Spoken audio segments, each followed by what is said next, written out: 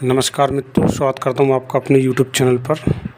मित्रों, आज ज़रा बात करते हैं कि अगर हमें किसी भी देवी देवता का जाप करना है तो कौन सी माला होनी चाहिए।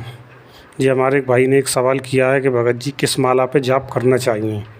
क्या माला रुद्राक्ष की होनी चाहिए, क्या माला तुलसी की होनी चाहिए, स्फटिक की होनी चाहिए, या और भी बहुत सारी मतलब ये है कि माला जो आती हैं, ठीक है ना, वो माला होनी चाहिए। तो देखिए मित्रों, माला पे जाप करना अच्छा होता है, ठीक है ना, लेकिन क्या है कि माला पे जाप करने से कई बार त्रुटि ये है कि अगर आपका हाथ दूसरे दाने पे चला गया, या आजकल माला इतनी शुद्ध जो मार्केट में जो नॉर्मल आप जैसे कि 80 की 100 की जो ले आते हैं, तो वो इतनी शुद्ध जो आती नहीं है। कहीं ना कहीं दाना क्रैक आ जाता है, दाना चटक जाता है, कोई बारीक उसमें त्रुटि होती है, तो उसमें क्या है कि आपके ऊपर दोष लगता है और जो कामयाबी की जो चांस है उसमें बहुत कम रह जाती हैं, ठीक है ना। तो मेरे हिसाब से जो मेरा जो विचार ये है कि आप माला का यूज ना करें तो ही बढ़िया है।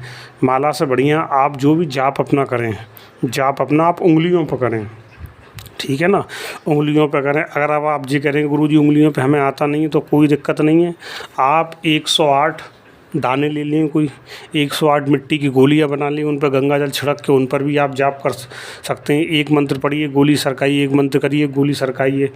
मिट्टी की गोली आप नहीं बना पा रहे, उससे आपको असुविधा हो रही है, तो आप तीली ले सकते हैं, 108 तीली ले लीजिए, ठीक है ना। 108 गेहूँ के दाने ले लीजिए, 108 चावल के दाने ले लीजिए।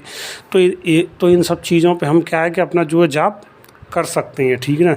देखिए मित्रों, जाप का मतलब केवल गिनती से है कि मेरी इतनी गिनती पूर्ण हो जानी चाहिए। जाप का मतलब ये है, ठीक है ना। अब उसमें मतलब ऐसा है कि अब जैसे कि मान लीजिए कोई मंत्र छोटा है, तो छोटे मंत्र का जाप क्या है कि बड़ी आसानी से हो जाता है। लेकिन अगर मान लो कोई मंत्र शावर मंत्र है, बिलाखी बाबा का शावर है, कालका का शावर है, अन्य किसी देवी देवता का चंडी चावड़ का कोई शावर मंत्र है, बड़ी माता का कोई शावर मंत्र है, और शावर मंत्र ज़्यादातर क्या है कि मित्रों थोड़ी सी बड़ी होती है। तो ऐसे में क्या है कि फिर माला से दिक्कत भी आती है बड़े मंत्रों से जो जाप करने में। तो ऐसे में आप जाइए, आप चावल का दाना ले लें, गेहूँ का दाना ले लें, मिट्टी की गोली ले लें, ठीक है ना।